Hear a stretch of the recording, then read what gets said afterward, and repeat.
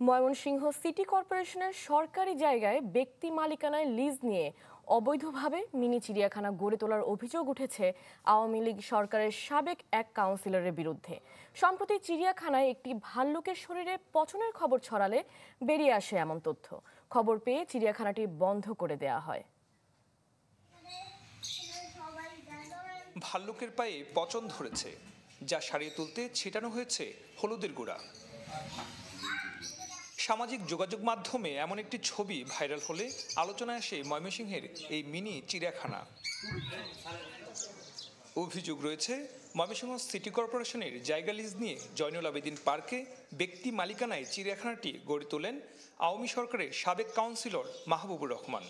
এটা সিটি কর্পোরেশনের জায়গা একজন ব্যক্তির নামে বরাদ্দ দেওয়া হয়েছে। ব্যক্তি তার বাণিজ্যিক উদ্দেশ্যে অবৈধভাবে এখানে চিড়িয়াখানা স্থাপন করেছে। যেটা দেখলাম যে এখানে যে বন্য পশুগুলো আছে এদের সুচিকিৎসার অনেকটাই অভাব। এইভাবে পশু পাখিদেরকে এখানে বন্দি করে রেখে তাদের যে অসুস্থতা এবং তাদের যে পশু অধিকার হরণ করা হচ্ছে সেটির জন্য বিচার করা হোক এবং শাস্তি দেওয়া হোক। খবর পেয়ে চিড়িয়াখানাটি বন্ধ করে দেয় বন্যপ্রাণী অপরাধ দমন ইউনিট। অভিযানে উদ্ধার করা হয় ১৯ প্রজাতির পশু পাখি। আমরা জব্দ করে নিয়ে যাচ্ছি।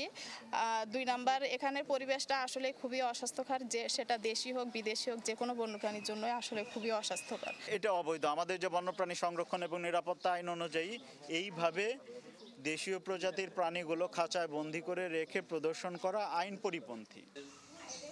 অসুস্থ ভাল্লুক ও অন্য প্রাণীদের চিকিৎসা দিয়ে সাফারি পার্ক সহ বিভিন্ন স্থানে অবমুক্ত করার কথা জানান কর্মকর্তারা। সুলতান মাহমুদ কনিক, চ্যানেল 24, ময়মনসিংহ। ওয়ালটন আবারও মিলিনিয়ার অফারে ওয়ালটন ফ্রিজ কিনে আপনিও হয়ে যেতে পারেন মিলিয়নিয়ার।